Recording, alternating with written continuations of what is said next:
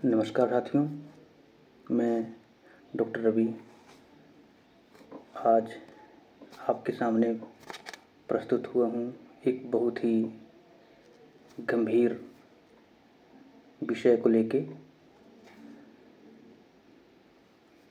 जिसके कि दुष्परिणाम बहुत ही घातक सिद्ध हो सकते हैं।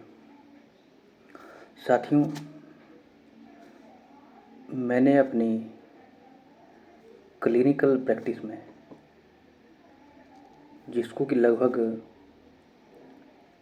16 साल हो चुके हैं, मैंने ये पाया कि खासकर आजकल के इस दौर में हमारे जो युवा हैं 30 और 40 साल के बीच में, वो जो युवा हैं वो हाइपरटेंशन और डायबिटीज़ के शिकार हो रहे हैं। अमूमन महीने में या 2 महीने में एक इस तरह का केस आ ही जाता है जिसमें कि बंदे का, पेशेंट का जो HbA1c है वो 9 से ऊपर और 14 के बीच में, कई बार 14 या 14.5 तक जो है वो HbA1c जाता है। और उम्र 35 साल, 38 साल, तो ये बहुत ही चिंता का विषय हम सब के लिए है। साथ ही साथ बीपी वो भी बढ़ा हुआ आता है, जैसे 160, 100। और जैसे ही इस तरह के पेशेंट हमारी ओपीडी में आते हैं और उनका शुगर या बीपी निकलता है, तो कहीं ना कहीं उनके दिमाग में ये बात रहती है कि मैं बीपी की दवाई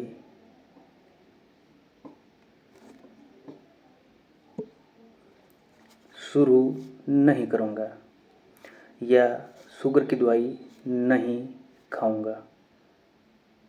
क्यों? क्योंकि अभी मेरी उम्र कम है और जो रूरल सेटअप की बात करें तो उसमें ज़्यादातर ऐसा देखने को मिलता है और मुझे इन दवाइयों की आदत बन जाएगी और मुझे ये दवाइयाँ लाइफ लॉन्ग लेनी पड़ेगी। तो वो तो साफ साफ मना कर देता है कि डॉक्टर साहब आप मुझे दवाई मत लिखो, मैं इसको मैनेज कर लूँगा। तो यहाँ पर विषय ये है कि आप उसको कोशिश करें उसको मैनेज करने की, लेकिन जहाँ तक शुगर का सवाल है, अगर शुगर उसकी 250, 300 खाली पेट जा रही है, HbA1c उसका 10 से ऊपर है, तो मैं निश्चित तौर पर ये कह सकता हूँ कि वो कितना भी लाइफस्टाइल मॉडिफाई कर ले, उसको दवाई का सेवन करना ही पड़ेगा, चाहे वो एलोपैथिक ले या फिर आयुर्वेदिक ले। हालांकि जिनका HbA1c 14, 14.5 तक भी होता है, वो भी हेल्दी लाइफस्टाइल और आयुर्वेद की दवाओं की सहायता से उसको मैनेज किया जा सकता है, लेकिन उसमें कम से कम 9 महीने या ज़्यादा से ज़्यादा 1 साल जो है कई बारी दवाई लेनी पड़ती है। तो मेरा यहाँ पे जो मुद्दा है वो ये है कि इस चीज़ को आप लाइटली ना लें। आपको उसको कंट्रोल करना है, चाहे आप उसको कैसे भी करें।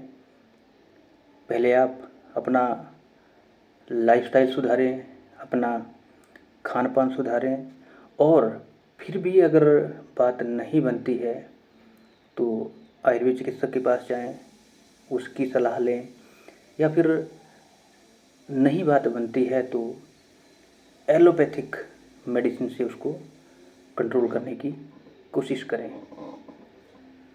क्योंकि अगर वही शुगर कंट्रोल नहीं होता है तो कुछ सालों बाद वो जो कॉम्प्लिकेशंस है वो डेवलप होना शुरू हो जाती है। तो अगर हम खासकर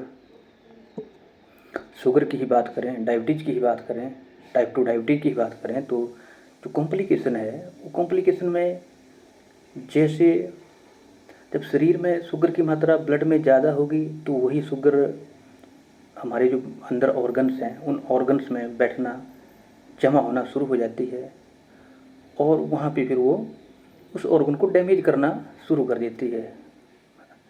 अगर हम बात करें हमारी आँखों में, तो हमारे रेटिना को, जो हमारा दृष्टि पटल है, उसको ये खराब कर देती है। तो विजन जो है आपका वो हैम्पर हो सकता है।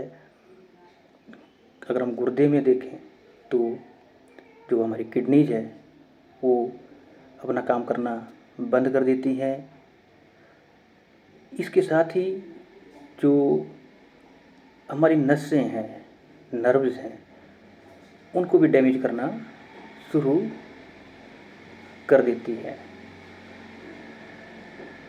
तो इसी तरह से ही जितनी भी और बीमारियां हैं, तो फिर बीपी अगर नहीं है तो बीपी भी साथ में बढ़ जाएगा।